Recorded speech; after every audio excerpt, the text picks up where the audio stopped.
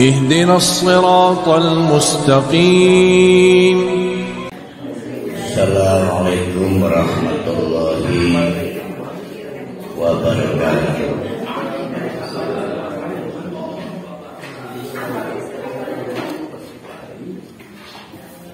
Alhamdulillahirabbil alamin.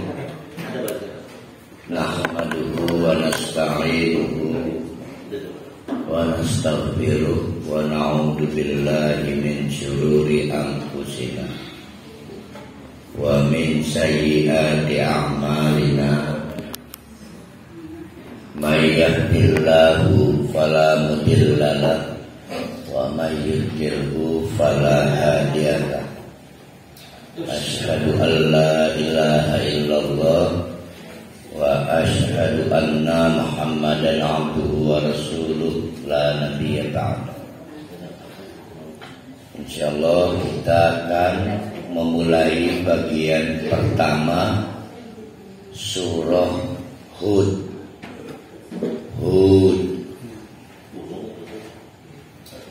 Kalau diingat surat sebelumnya, yaitu surat Yunus,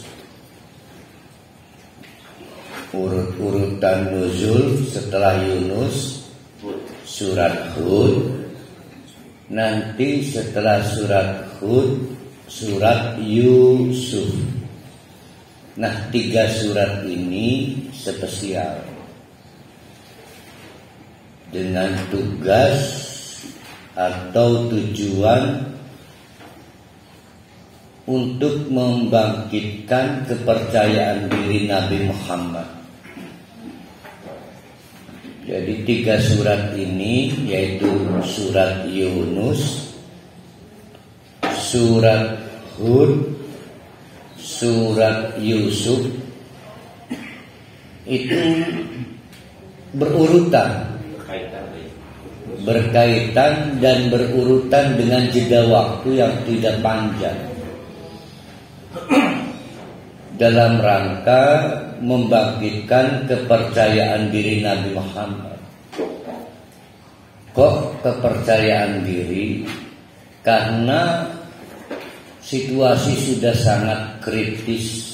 Sebagai manusia biasa, Nabi Muhammad dengan tugas sebagai mubalik itu sudah di luar batas kewajaran.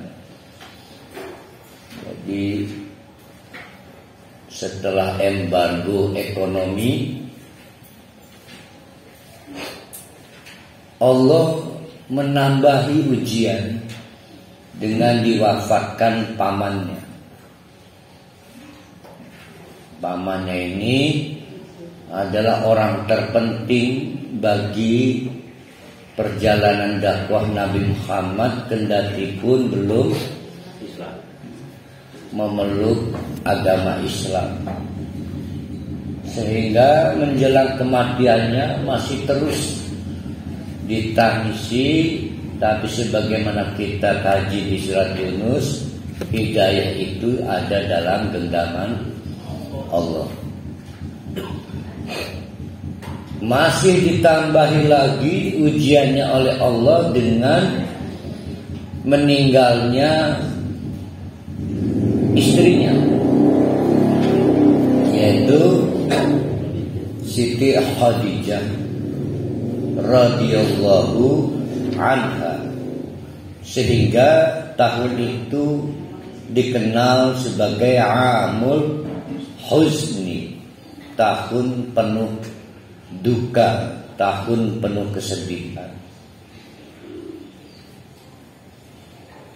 Merasa sempit situasi dan keadaan Mekah karena sahabat sudah dikriminalisasi, diintimidasi. Nabi sendiri juga tidak kurang ya. Maka mencoba berpindah tempat dari Mekah ke Taif, tapi itu pun sia-sia. Nah, di tengah-tengah itulah turun surat Yunus, surat Hud, surat Yusuf. Jadi secara tujuan 3 surat ini memang dimaksudkan agar memberikan konfirmasi, hai Muhammad, kamu bukan orang pertama mengalami. Sebelum kamu nabi-nabi ada dengan berbagai rupa mengalami tantangan dakwah, ditinggal umat, bahkan diazab umatnya, ditinggal, terus luar biasa lah. Nah, kita masuk sekarang ke surat baru namanya surat Hud. Ini juga nabi legend untuk kepentingan Nabi Muhammad belajar. Kan Nabi Hud ini kan 2000 tahun sebelum tahun 1 Masehi. Tahun 1 Masehinya kenabian Isa ya. Berarti 2000 tahun sebelum Nabi Isa menerima tugas dakwah di daerah Irak, Mosul. Nabi Hud ini akhirnya berhadapan dengan umat yang bukan orang lain, kaumnya sendiri yang kita sebut kaum Ad. Nah, kaum Ad itu selanjutnya disebut sebagai, siapa yang masih ingat? Arabul. Ayo, pembagian Arab ada 3. Musta'ribah yang Ismail, Ba'idah, yaitu orang Arab yang punah. Kalau nggak punah disebut Al-Musta'ribah. Yang Al-Musta'ribah berarti Nabi Ismail. Sampai dipunahkan oleh Allah, kan nggak pantas meneruskan perjalanan sejarah. Jadi kalau dilihat apple to apple, maksud Allah, hai Muhammad, ada yang lebih parah lagi. Saking parahnya umat yang nggak layak meneruskan sejarah, dihanguskan, dipunahkan. Mereka dalam sejarah disebut Al-Arabul Ba'idah, orang Arab yang punah. Namanya ada, ceritanya ada, turunannya udah nggak ada. Kaum Ad, kaum Samud. Tapi yang lain-lain seperti umatnya Nabi Musa dipertahankan karena dianggap tidak separah sebelumnya. Nah, teristimewa lagi umat dakwahnya Nabi Muhammad. Jadi jangan kecil hati, jangan putus asa. Nah, itu kurang lebih kedudukan surat Hud yang akan kita kaji. Ini 100 berapanya? Ini walaupun 1 surat, ini 2 tahun kali ini akan kita selesaikan. Ya, 2022, 2023, 2 tahun, 100.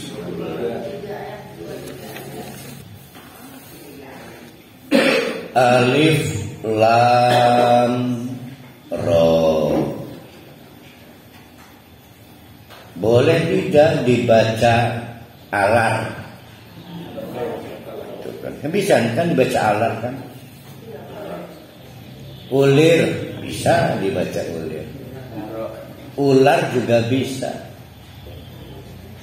Yang alif lam mim bisa nggak dibaca alim?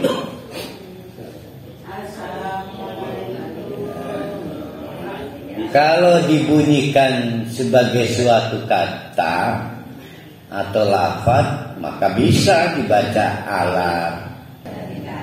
Maka hanya boleh dibaca sebagai huruf. Jadi terlihat susunan huruf, tapi tidak bisa dibaca sebagai suatu kata.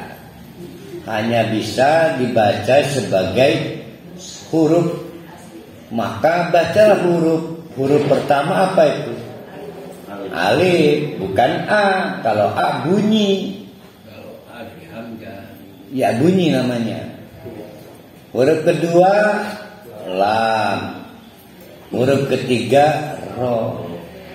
Maka dibaca menjadi alif lam ro.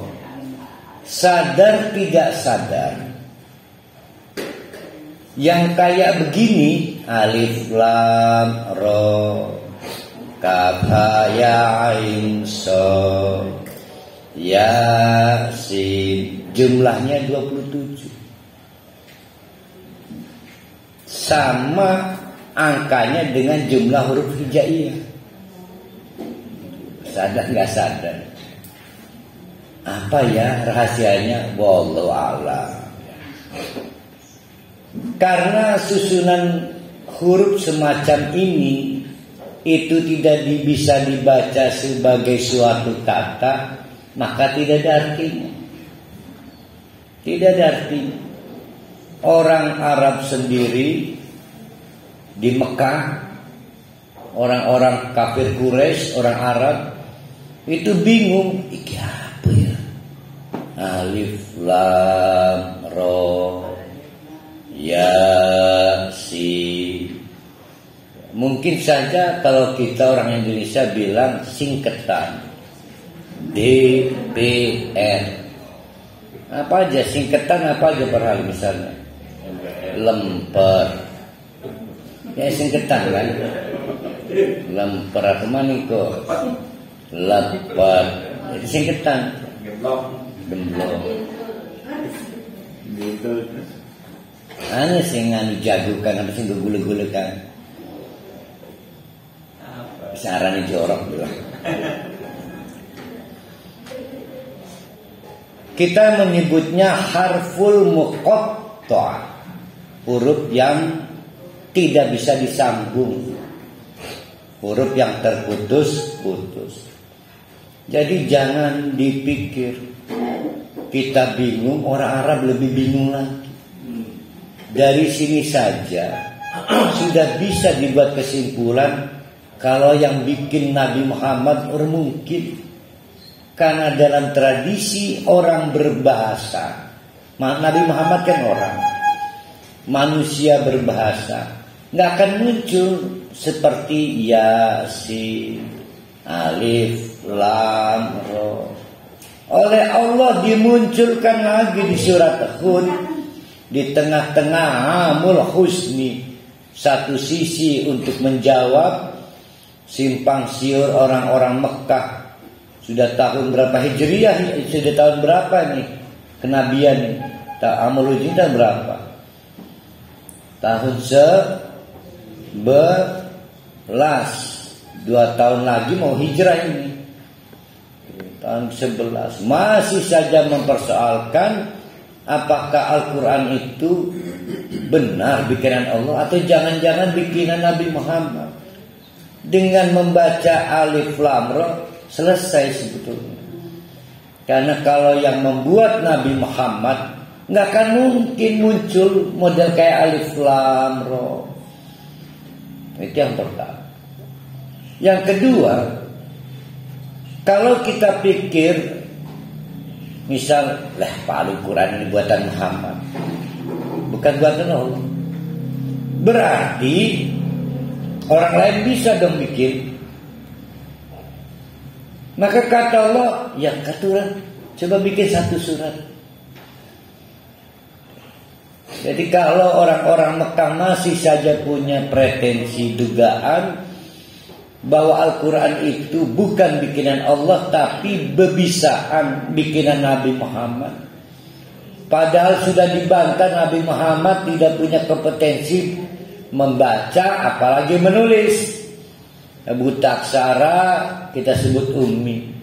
Tapi kalau ngotot punya keyakinan ini bikinan Muhammad, berarti bisa dong orang lain bikin. Maka ditantang oleh Allah. Oke, silakan bikin satu surat.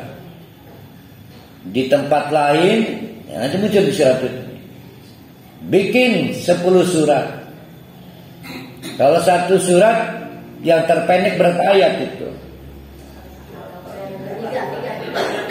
Yang inna 3 ya. Kok ada yang 6 ayat inatoina? Ada yang imam inatoina balik mana sampai sange ayat. Oh kok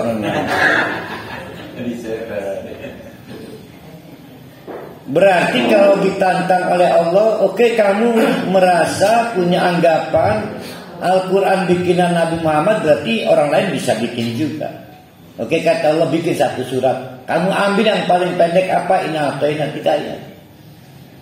Tapi di surat Hud ini bukan 3 ayat, bukan 1 surat, bikin 10 ayat. Tapi ternyata tidak mampu. Nah, tantangan itu sampai hari ini belum dicabut. Sampai hari ini. Jadi silahkan para wali juga bikin kalau masih belum Nah, itu alif lam. Bagi kita orang mukmin, tentu kita tidak puas kalau kita tidak tahu arti alif lam ra. Nah, oleh karena itu buat daftar cita-cita. Ya Allah, saya pengen ketemu Allah, harus jadi ahli surga. Pengen apa? Pengen nanyain arti alif lam ra. Itu kan. Jadi bagi yang masih penasaran apa arti alif lam ra sebetulnya, maka perkuat amal supaya masuk surga. Nanti ketemu Allah, tolong tanyakan alif lam ra itu artinya apa, Yasin artinya apa, Kaf ha ya ain sad artinya apa. Jadi saya ulangi, alif lam ra dan yang lain-lain itu tidak bisa dibaca sebagai suatu kata, tapi hanya bisa dibaca sebagai suatu huruf. Maka bunyinya bukan bunyi kata, tapi bunyi huruf dan huruf-huruf berikutnya. Allah akhirnya menegaskan, kitabun uhkimat ayatuhu summa fussilat min ladun hakimin khabir. Oh, ini padat ini. Satu potongan ayat tapi padat. Al-Quran itu, wahai orang-orang Mekah Quraisy, adalah kitabun, suatu kitab yang uhkimat. Uhkimat berasal dari kata bisa hukmun, bisa hikmatun. Bisa hukmun, bisa hikmatun. Kalau berasal dari kata hukmun, artinya yang menghalangi. Maka ada hukum haram, haramnya daging anjing, maka orang menjadi terhalangi makan daging anjing. Ada perempuan yang masih haram untuk dinikahi, maka perempuan itu terhalang menjadi istri kita. Nah, itu namanya hukum. Maka kata Allah, kitabun uhkimat. Al-Quran adalah kitab uhkimat yang menghalangi siapapun yang menjadi pembacanya, menjadi sahabatnya dari hal-hal yang menghilangkan derajat kemanusiaannya. Sudah dapat dipastikan orang tidak pakai Al-Quran hilang kemanusiaannya. Kalau orang itu pengen terjaga derajat kemanusiaannya, harus baca Al-Quran. Karena muhkimat. Hukimat itu ya. Jadi kalau dari kata hukum, malah artinya bukan isinya peraturan. Tapi kalau berasal dari kata yang kedua, hikmatun. Hikmah adalah kesesuaian antara ilmu dengan amal. Kesesuaian antara konsep dengan aksi. Allah itu maha hakim, maha hikmah. Tidak ada tindakan Allah yang tidak ada ilmunya. Ya, tidak ngawur Allah. Semua ada ilmunya. Sampai yang kita tidak senang karena longsor, gempa, itu ada ilmunya. Jadi maka tindakan Allah disebut hikmat. Orang manusia kalau tindakannya tidak ada ilmunya ngawur. Tapi kalau tindakannya sesuai dengan ilmunya, maka kita nyebutnya bijak orang itu. Nah, Pak Haji Rusdini orang yang bijak. Pertama, ilmunya mumpuni. Yang kedua, umurnya banyak. Maka disebut penuh hikmah, wise. Nah, itu hikmah. Maka kitabun uhkimah. Al-Quran adalah kitabun kitab uhkimat yang bisa membuat orang sesuai tindakan dengan ilmunya. Kalau orang pengen tindakannya dianggap sesuai dengan ilmu, maka pakailah Al-Quran. Menurut Allah, orang-orang Mekah sampai tahun di mana paman dan istrinya meninggal, membuat duka yang sangat berat bagi Nabi Muhammad. Semua tindakannya ngawur, kayak orang gak punya pedoman dan kompas hidup. Nabi Muhammad diintimidasi, dikatakan tukang sihir, dikatakan orang gila. Sahabat-sahabat terbaik sampai gak mampu memberi makan kepada anak-anaknya. Dikabarkan, dilaporkan, tidak berhenti suara tangis anak-anak dari sahabat-sahabat Nabi yang memutuskan bersyahadat karena tidak ada yang bisa dimakan. Itu orang kafir Quraisy nekat membiarkan anak-anak itu nangis. Nah, itu ngawur, tidak bijak, tidak ada hikmahnya. Maka kalau mereka ingin kembali menjadi manusia, sambutlah Al-Quran ini. Kitabun uhkimah. Nah, itu uhkimah. Namun kadang-kadang kata uhkimat keluar dari arti hukmun, keluar juga dari arti hikmatun, sehingga mendapatkan arti yang dikukuhkan, sehingga lebih masuk kepada uhkimah bihi atau hukimah bihi, yang dikukuhkan, artinya tidak bisa ditawar. Sedangkan konsep-konsep termasuk dari ilmuwan, para peneliti masih ditawar. Anak-anak kita yang baru selesai sidang skripsi masih suruh revisi, disertasi masih suruh revisi. Tapi udah disebut lulus, tinggal nunggui sudah. Tapi revisi Al-Quran itu uhkimah, dikukuhkan, dijamin tidak akan ada revisi. Nah, itu ada juga terjemah seperti itu ya. Uhkimat ayatuhu. Namun mau arti yang pertama, yaitu dari kata hukmun, atau arti kedua dari kata hikmatun, atau arti ketiga pada makna hukimah bihi, yaitu dikukuhkan, tetap saja Al-Quran bukan jimat. Ya, bukan jimat, bukan wacana. Dia adalah sesuatu yang membutuhkan keaktifan akal, hati, ketulusan, baru dia menjadi sesuatu. Summa bedakan antara fa dengan summa. Kalau fa, saya menjatuhkan gelas, maka pecahlah. Antara gelas saya jatuhkan dengan pecahnya butuh berapa hari? Seketika. Maka menggunakan fa.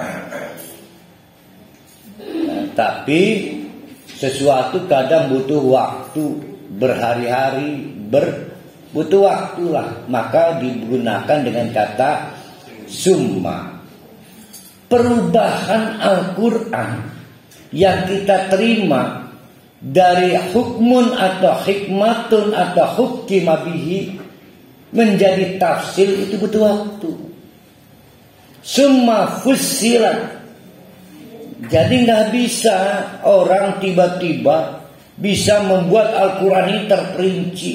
Contoh begini, surat Yunus yang kemarin kita pelajari, kalau diperinci ada berapa paragraf itu? Ada 8. Surat Tabarok, Al-Mulk, kalau diperinci berapa paragraf? 6. Surat Yasin 9. Saya mah apa? Nah, kemampuan orang memerinci itu butuh waktu. Maka digunakan summa. Tapi semua dimulai dari kimat. Nggak bisa langsung fusilat, itu nggak bisa. Allah telah memerinci ayat ini, tapi bisa terperinci untuk kita butuh waktu, membutuhkan ilmu, membutuhkan akal, membutuhkan ketulusan, membutuhkan kerja keras. Dan ada dannya nih. Fusilat. Saya mengagumi Ustadz Adi Hidayat, tapi saya curiga dalam 1000 santri cuma 1 jadinya, cuma Ustadz Adi Hidayat. Artinya kurikulum dan metodenya nggak memungkinkan bikin setiap 1000 santri jadi 1000 Adi Hidayat. Gak mungkin. Maka kata Allah summa fusilat min ladun. Selanjutnya, setelah orang menerima Al-Quran, ada yang dapat anugerah min ladun, bypass langsung dari Allah, menjadikan Al-Quran itu terperinci. Karena terperinci, maka kalau mau nyalon gubernur ada sikap Qurannya. Terperinci itu siap pakai. Itu miladun. Ternyata Quran itu siap pakai dan tidak siap pakai, terperinci tidak terperinci, bukan hasil kasbiyah, tapi hasil anugerah Allah langsung. Wong bengen nyebute laduni. Miladun. Nah, lihat itu miladun apa itunya? Miladun hakimin khabir. Ladun itu artinya bypass. Lamun anda kata ladun berarti tidak ada kasab.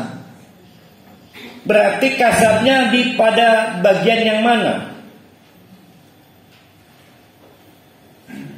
Ayo, berarti pada bagian kimat. Orang harus sekolah, harus merenung, ikut kajian Sabtu dan Ahad. Yang walaupun terlambat bangun tetap datang. Itu Haji Rusdi maksudnya. Hasilnya kimat. Selanjutnya urusan Allah. Ada yang dikasih terperinci, ada yang tidak dikasih terperinci. Allah yang Maha tahu mana yang kemudian diberikan kemampuan menjadikan Al-Quran siap pakai, tapi banyak orang punya pengetahuan Al-Quran tidak siap pakai. Itu disebut dengan miladun, langsung dari siapa? Hakimin khabir. Allah yang maha sesuai pengetahuannya hakim. Hakim itu hikmah atau maha tadi hakim hikmah, yang hukum maha menghalangi kerancuan, nggak bisa disuap Allah hakim. Jadi hukum itu menghalangi. Khabir, maha teliti. Jadi kita punya dua kata kunci ya. Pertama ukimat, isinya dua, bisa hukmun, bisa hikmatun. Dari ukimat menjadi tafsir lihat. Oh, di sini pakai fusilat ya? Fusilat ya. Apa-apa. Perhatikan, di sini ada dua kata kunci. Ini kasbi. Harus ada usaha, pembelajaran, penelitian, melihat alam semesta. Yang ini gak ada kasbinya. Ini disebut ladun, given dari Allah. Jadi penghargaan Allah tidak bisa dimanipulasi. Allah yang kasih, mana yang bisa mendayagunakan Quran dan mana yang tidak. Tapi yang dikasih Allah yang setelah kasbi. Jadi yang belum kasbi nggak bisa. Anak uang turu baik tiba-tiba bisa memericik Quran, nggak bisa. Bisa.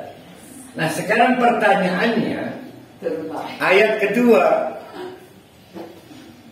ciri orang itu Al-Qur'annya hidup dan menghidupkan kemanusiaannya adalah Allah ta'budu illallah innani lakum minhu nadhirun wa basyir. Nah itu kalau kita pakai kajian ilmiah indikator orang itu tafsiliyat atau tahkimiyah. Tahkimiyah itu hukimat ya. Saya ulangi. Allah ta'budu itu merefer kemana? Merefer itu kembali kemana? Kembali ke ini tafsiliyat, fusilat, atau ke hukimat.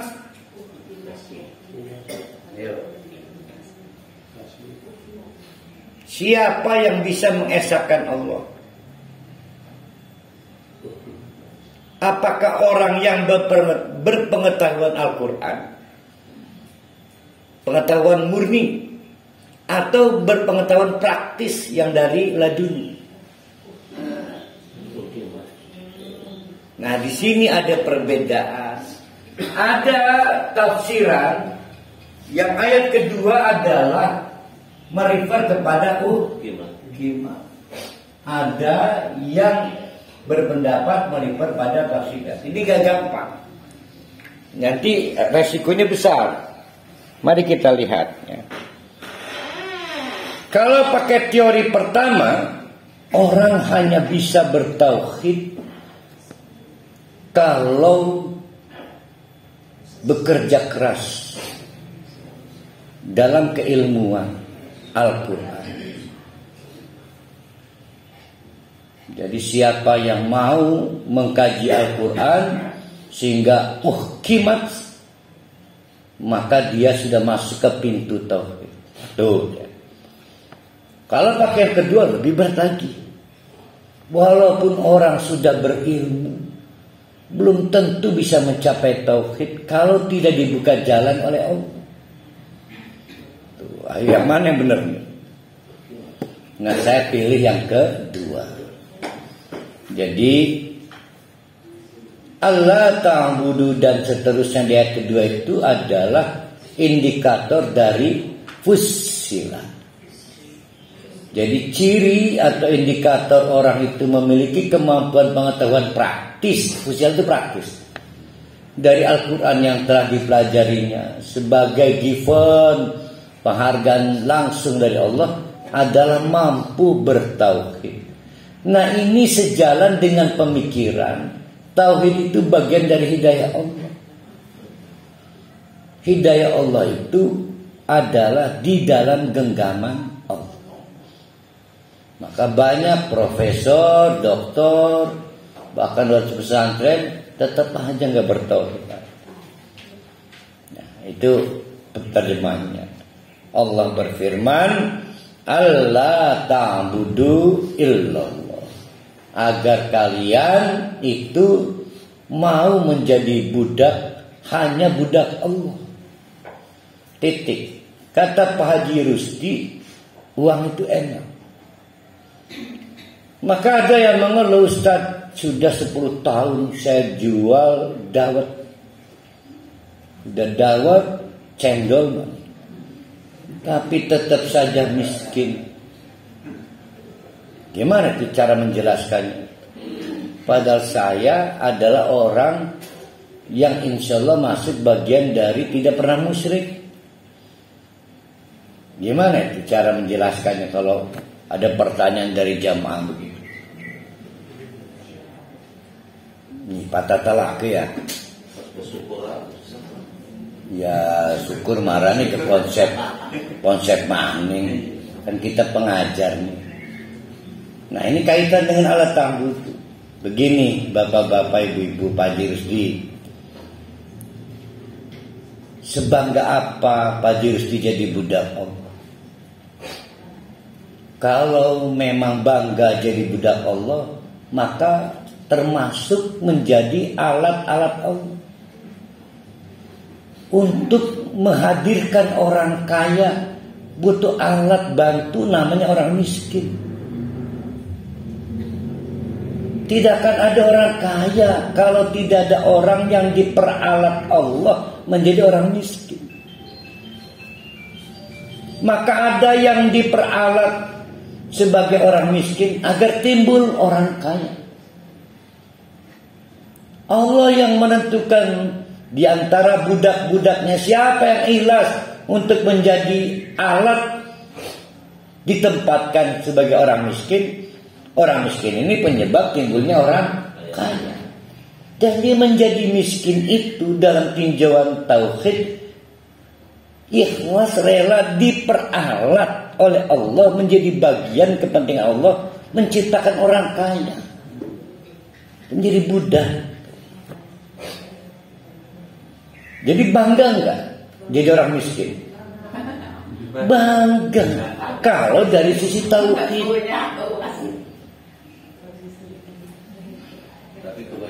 Ya, paham dulu kan ini?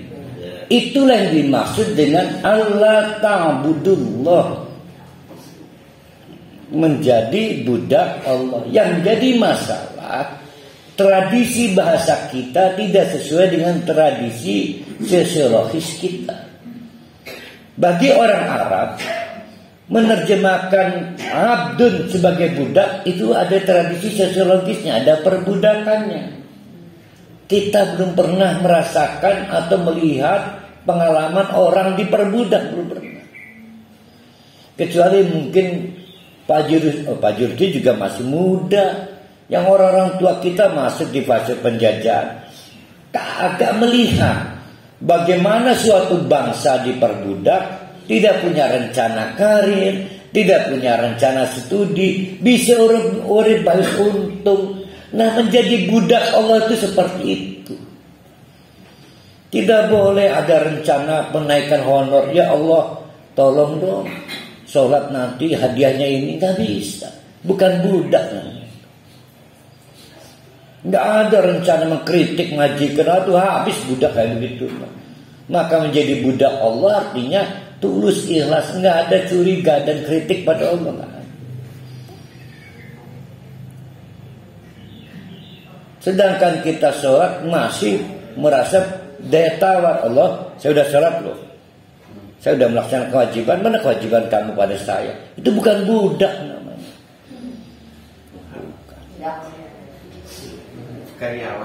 Karyawan ada kontrak kerja. Kalau tetap begini terus saya keluar nih dari perusahaan ini, saya keluar dari Islam nih. Jadi hayati Allah ta'bud. Oleh karena itu menjadi budak itu bukan kompetensi pengetahuan.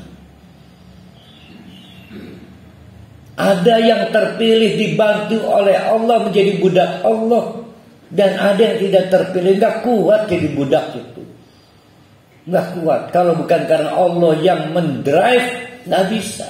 Maka oleh karena itu Allah ta'budullah itu bukan pencapaian pengetahuan, tapi miladun. Ya, miladun. Nggak ada kursus jadi budak Allah itu nggak ada. Tapi kalau memahami itu ada. Ya, maka doanya kita itu, ya Allah mudah-mudahan Engkau memilihku jadi budakmu. Itu doa kita. Berharap jadi budak. Karena kita merasa pengetahuan kita ukimat itu sudah cukup. Tapi Gati Ahmad yang mengaplikasikan Quran, ya sulit kok kita belum jadi budak Allah. Jadi kalau pengen Al-Quran ini hidup dan aplikatif, jadilah budak Allah.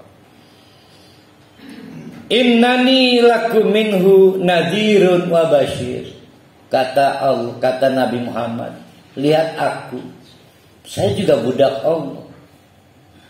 Sehingga apa yang saya lakukan dalam dakwah sampai tahun ke-11 kenabian di Mekah, itu nggak punya daya tawar. Saya disuruh ngomong kul ngomong, nggak bisa nolak. Saya cuma nadhirun, saya cuma basyir. Saya cuma memberi peringatan, saya juga cuma memberi kabar gembira. Batasnya cuma di situ. Seberapa orang jadi budak Allah bukan di tangan Nabi Muhammad, bukan, di tangan Allah. Nadhirun, basyirun itu ada di uhkimat. Transfer pengetahuan. Di surat Yasin Nabi Muhammad dipaksa untuk menegaskan wa ma 'alaika illal balag. Nabi Muhammad itu bukan pengubah tauhid orang. Nabi Muhammad itu pengubah pengetahuan orang.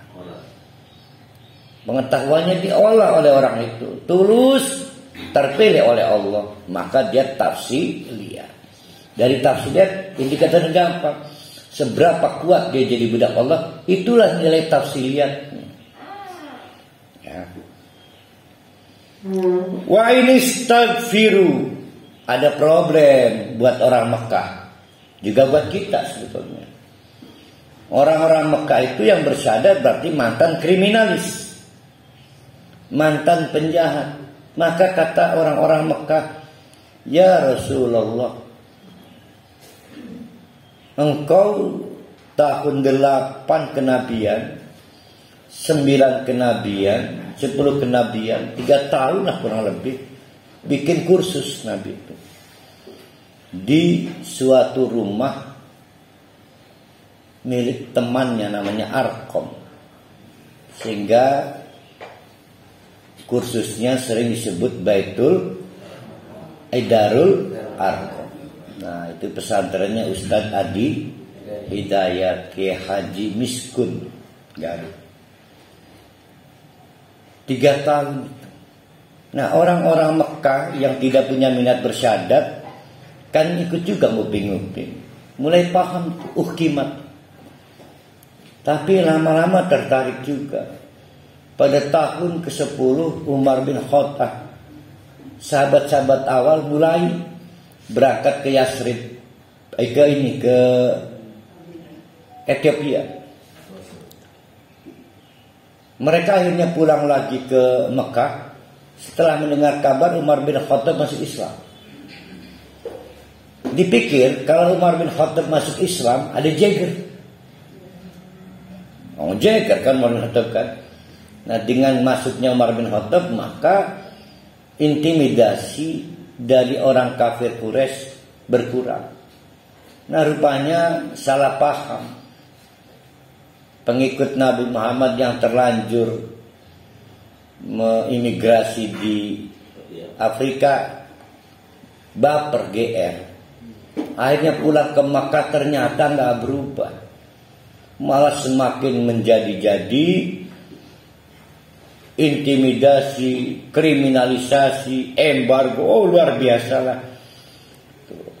Nah, ternyata dampaknya besar, menyulut banyak juga kekaguman dari orang-orang Mekah. Gila ya pengikut Muhammad ya. Orang kayak saya pantas enggak ya bersyahadat ya. Saya sudah membunuh, sudah macam-macam. Jadi banyak orang yang kemudian mengambil simpatik dari peristiwa tahun 11 kenabian itu. Mau masuk Islam tapi merasa saya mantan pendosa, dosanya segunung. Maka dijawab di ayat itu, wa anistaghfiru rabbakum summa tubu ilaihi. Nggak usah ragu, bersyahadat aja. Apalagi kamu dari peristiwa nguping ke nguping, kamu udah tahu Al-Quran itu kayak apa. Mas, ayo istighfar aja dulu. Nah, perhatikan di situ ada dua kata yang membingungkan. Yang pertama, anistaghfiru.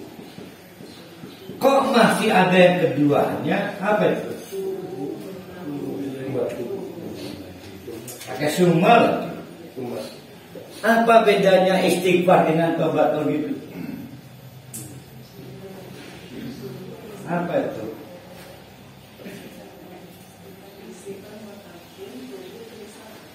Iya kan barangnya itu juga. Itu gimana? Apa semua tubuh maksudnya kondisi mati? Kan tubuh kembali juga. Jadi rupanya istighfar itu alam konsep.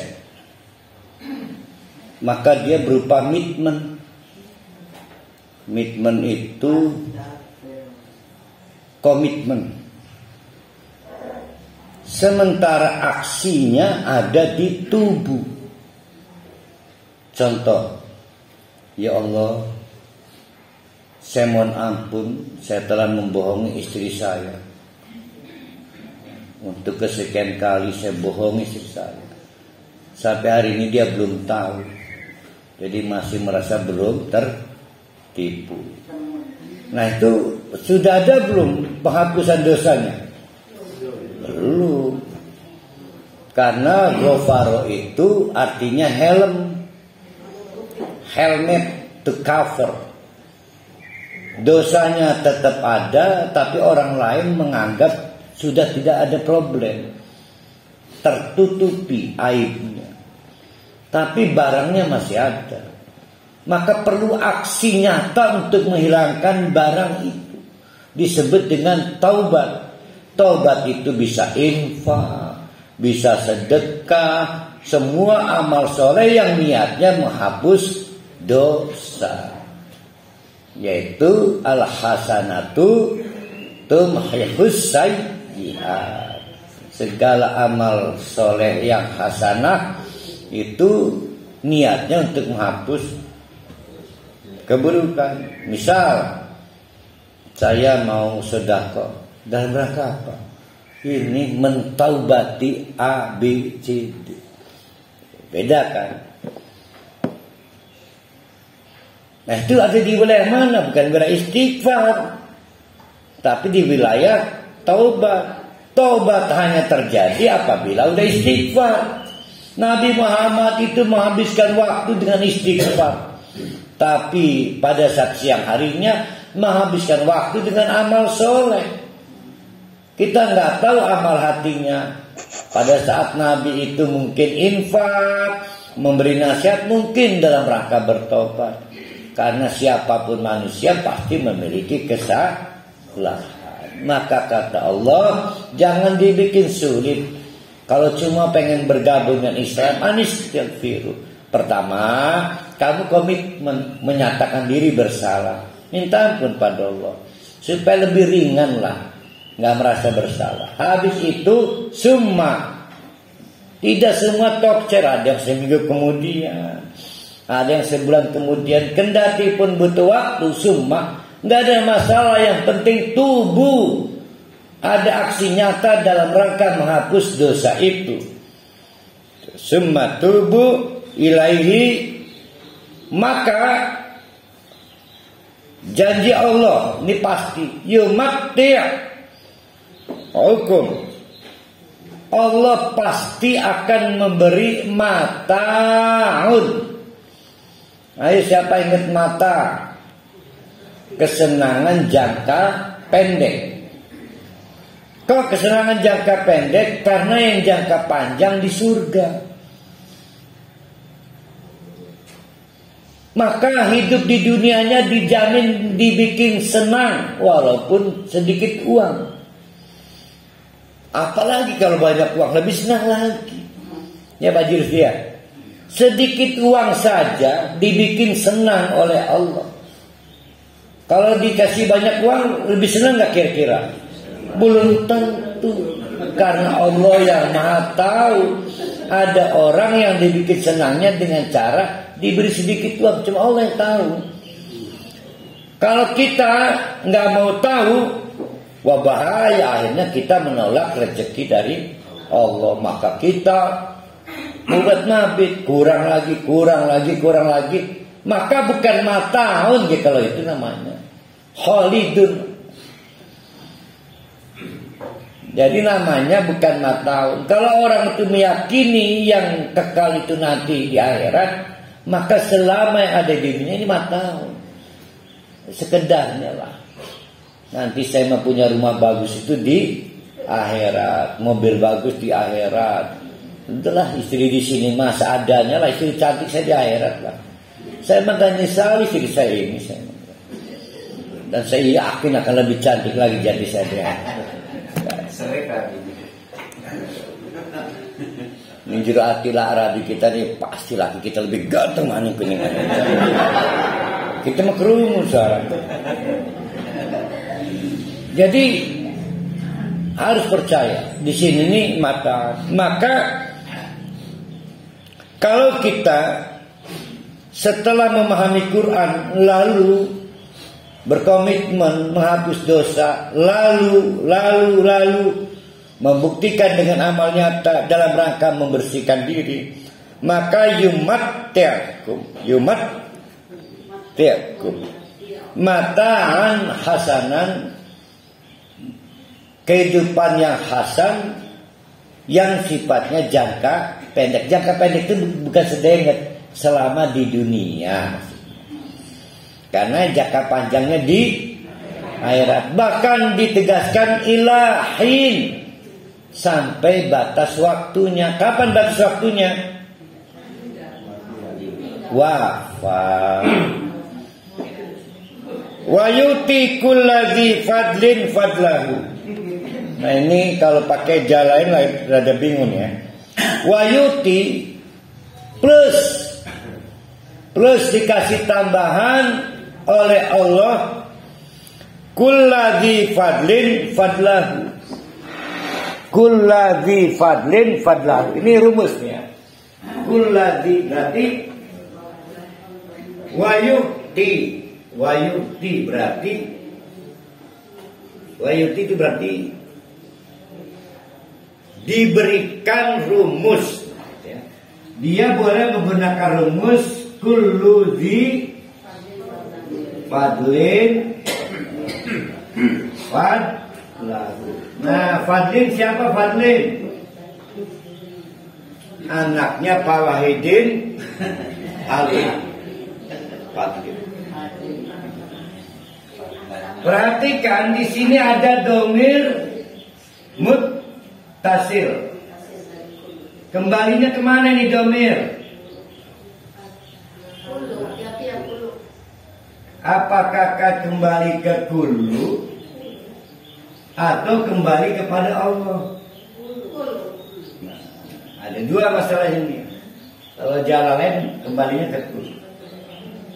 Nah kulu itu maksudnya satu baik.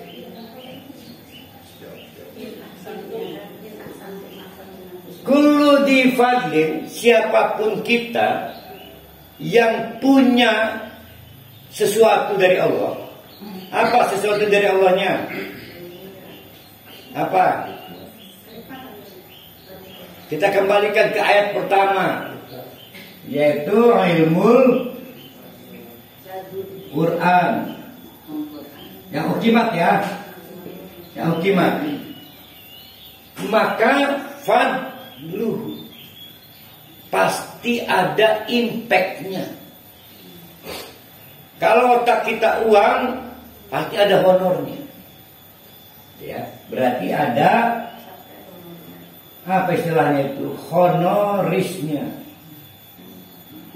ada penghargaannya. Itu udah rumus.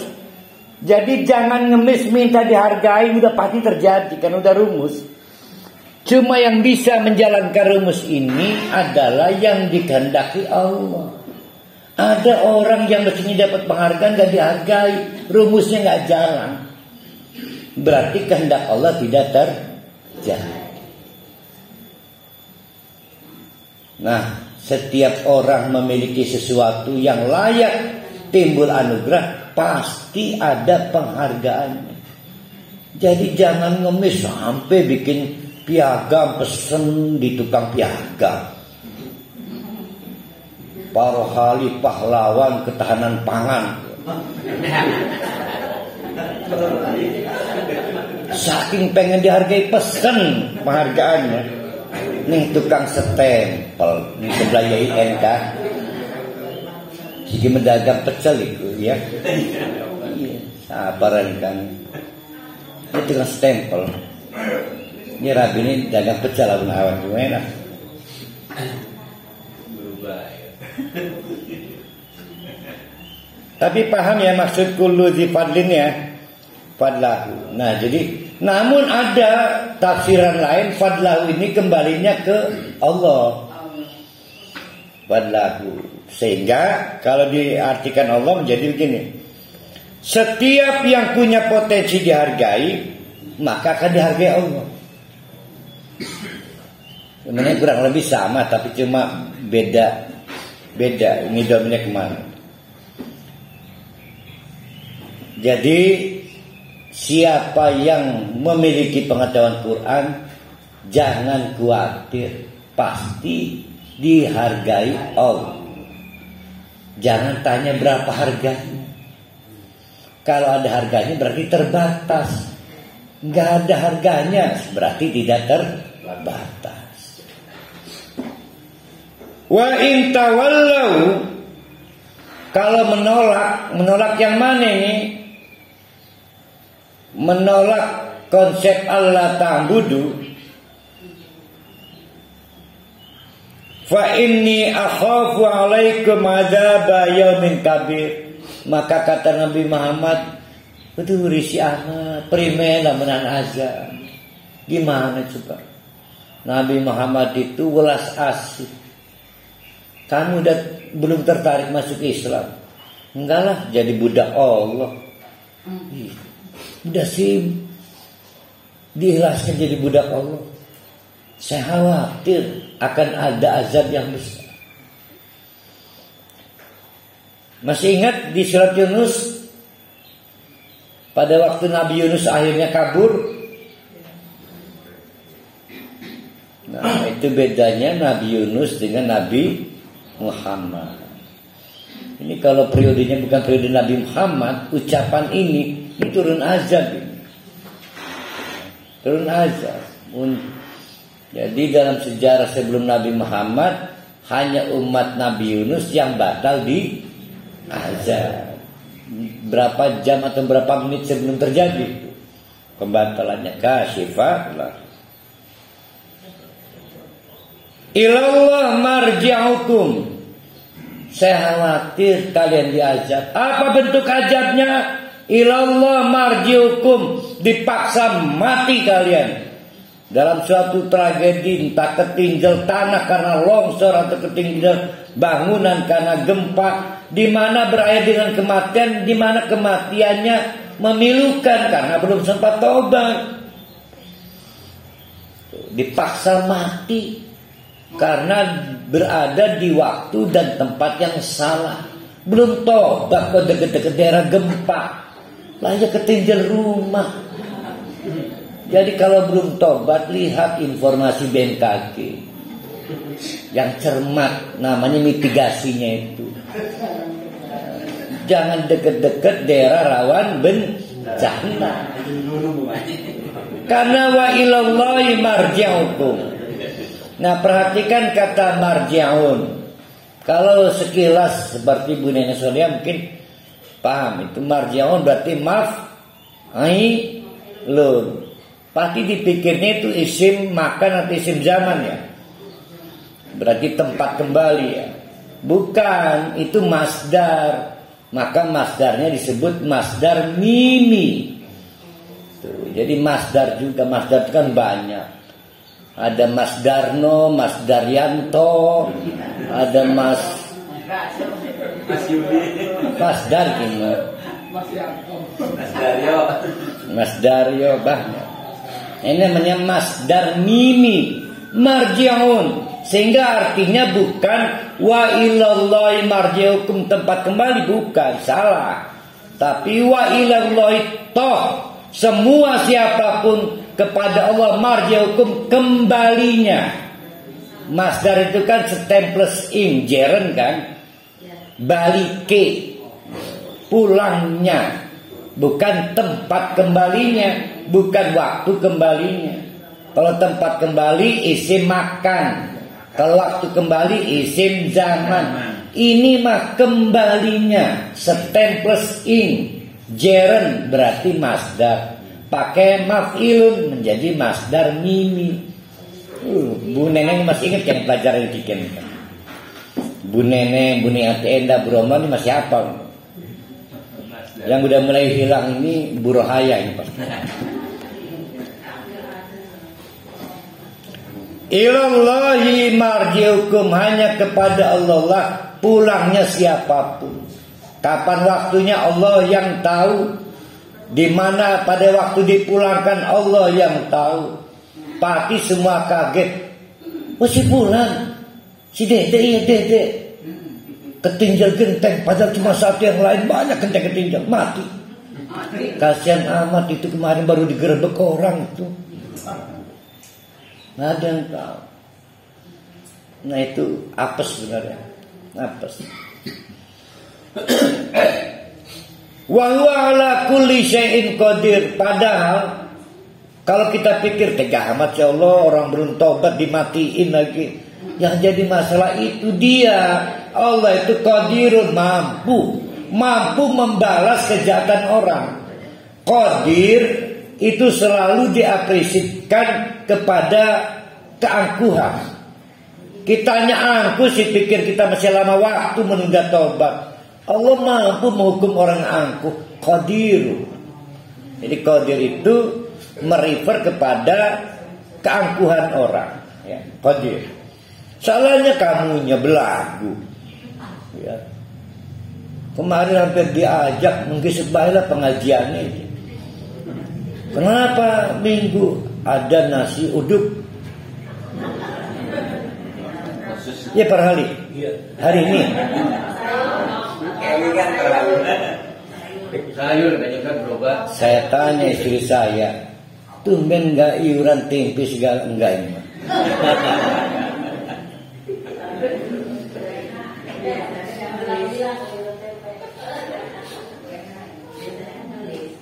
Jadi kalau ada qadir itu pasti dikaitkan dengan menghukum atau membalik keadaan keangkuhan orang ya. Allah, oleh karena itu ingat-ingat.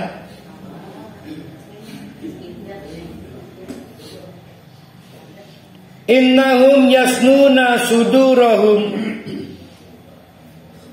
liyastahfu minhu. Ada orang akhirnya, tidak ada orang Mekah itu anak humoris ya. Pada waktu Nabi Muhammad serennya, isi kita membawakan azab ke lagu ngumpet. Sampai dibuat gimmick. Beberapa orang secara demonstratif nunggu kekemul di depan Nabi. Ngumpet kan orang ke dalam Allah. Biar dia ada bener. Ya Allah ya, wa Mekah itu jadi guyonan ayat-ayat Allah itu. Maka mereka dengan demonstratif itu sengaja gelatih kekemul, lalu di depan Nabi, mat kekemul hendak ketemu Allah. Maka azab Allah kan gak bisa. Ngumpet, dipikirnya Allah itu siapa kayaknya. Ya Allah. Kalau polisi mah mungkin aja orang kekemul gak akan ketemu. Orang Ismail yang bolong aja belum ketemu kok. Gimana kalau gak bolong? Coba Ismail bolong. Gak 3 kali orang kenal. Orang kenal Ismail bolong. Jadi di Indonesia itu ada 2 IB. Yang satu imam besar Al-Mukarram Habib Rizik Syihab, yang satu Ismail bolong. Maka diancam oleh Allah, Allah hati-hati, hati-hati. Kamu berani-beraninya membuat gimmick. Innahum yasnuna sudurahum liyastafu. Dipikirnya Allah tidak tahu apapun yang tersembunyi dalam dada mereka. Bisa-bisanya merasa bisa gak diketemukan Allah hanya dengan kekemul kain. Kekemul itu kain ya. Kekemul itu ya, kekemul mah bukan kainnya ya. Pokoknya nutupi lah. Ala hina yastagshuna syabahum. Percuma pada waktu mereka mengkemuli dengan kain mereka. Apa mengkemuli itu bahasa Indonesianya? Menyelimuti sih mau. Menyelimuti. Alah percuma. Gimmick demonstratif ngeledek Nabi itu. Kalau saya ada masa tabok itu benar. Kalau lunjak iki, ngelunjak ini benar. Yang lamu ma yusirrun wa ma yu'linun. Dipikir siapa Allah itu? Allah itu maha serba tahu apa yang tersembunyi, yang terlihat apalagi yang tersembunyi apalagi yang tidak tersembunyi. Innahu alimum bidzati sudur. Allah itu alimun, hakimun, fa'ilun, lazim mubalaghah. Sudah tidak ada lawannya soal siapa yang paling tahu yang tersembunyi dalam dada. Itu digunakan isim fa'ilun. Itu udah gak ada lawannya. Rahimun, hakimun, khabirun ya. Itu kalau udah pakai gitu-gituan gak ada lawannya. Orang Arab itu kadang-kadang kalau ngehina itu mereka itu lupa diri. Dipikirnya siapa mereka dan dipikirnya apa dan siapa oleh. Maka Allah menegaskan wa ma min dabbatin. Tidak ada hewan yang bisa kita temukan nih di fil ardi, di muka bumi. Apa hewan yang bisa kita temukan? Kerbau, kambing.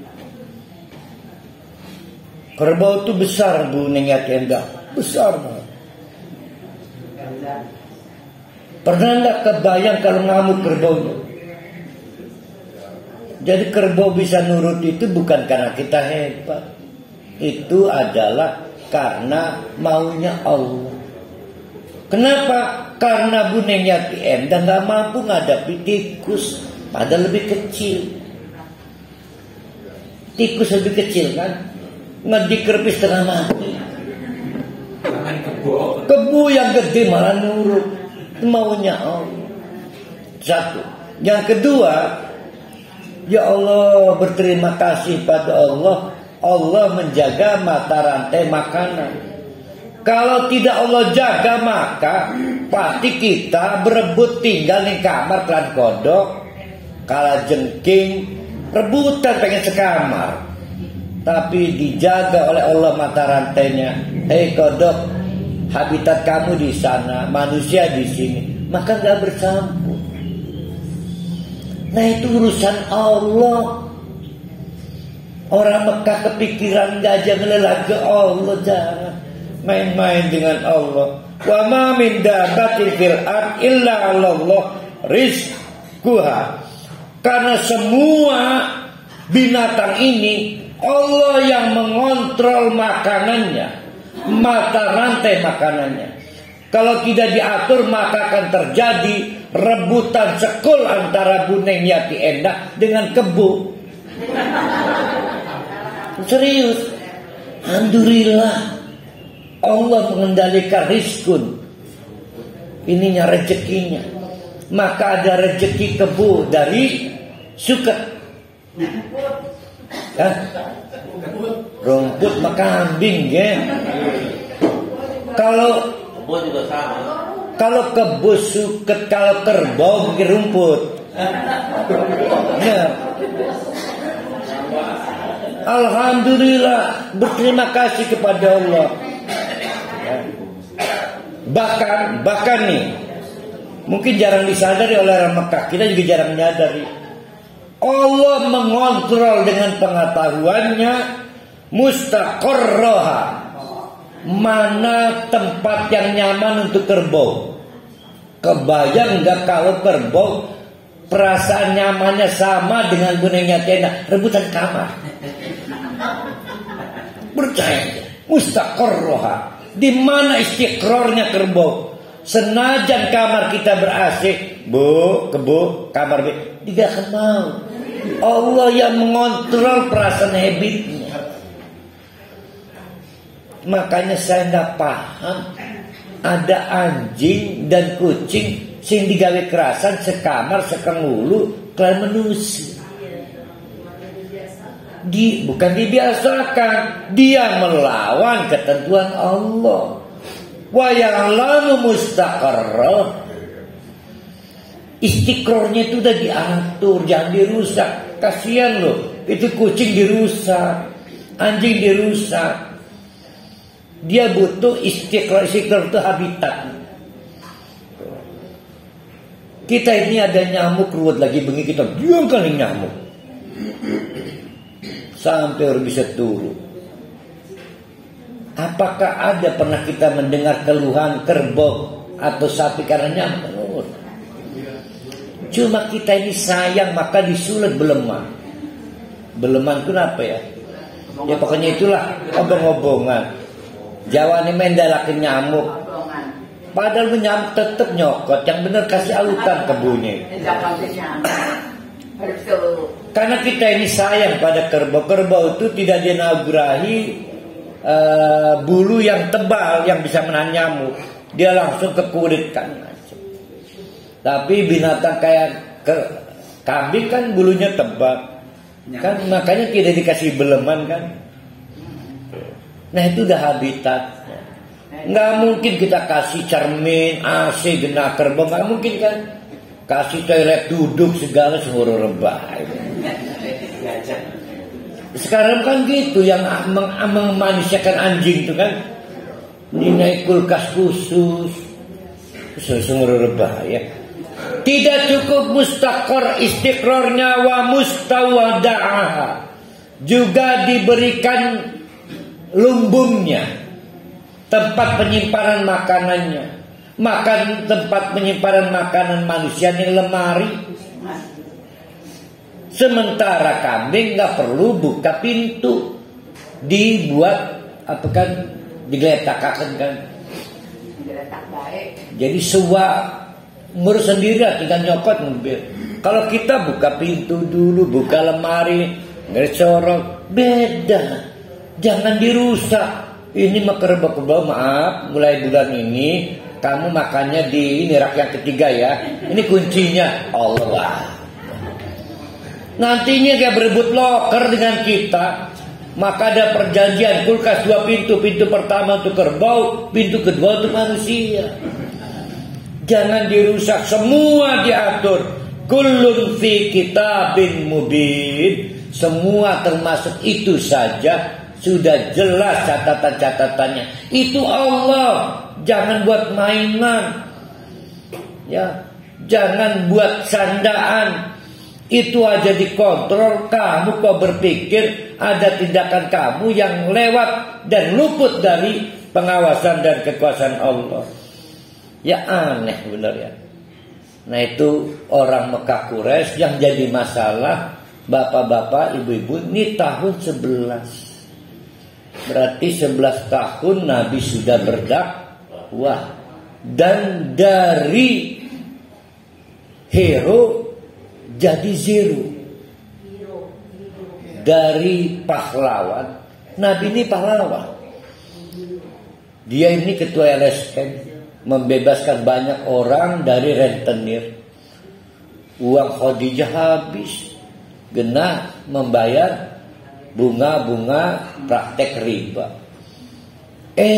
Jadi common enemy, jadi musuh bersama. Sampai tahun ke-11 bahkan belanja saja tidak bisa. Arisan gak bisa, nenangga gak bisa. Kok bisa? Kejam benar, kejam. Nah surat Hud ingin menghibur Nabi. Di samping nanti ada peristiwa traveling, yaitu yang kita sebut dengan Isra Mi'raj, untuk menghibur Nabi. Nah, Nabi saja dihibur oleh Allah, apalagi kita umatnya, sepanjang kita itu ingin seperti yang dimaksud dalam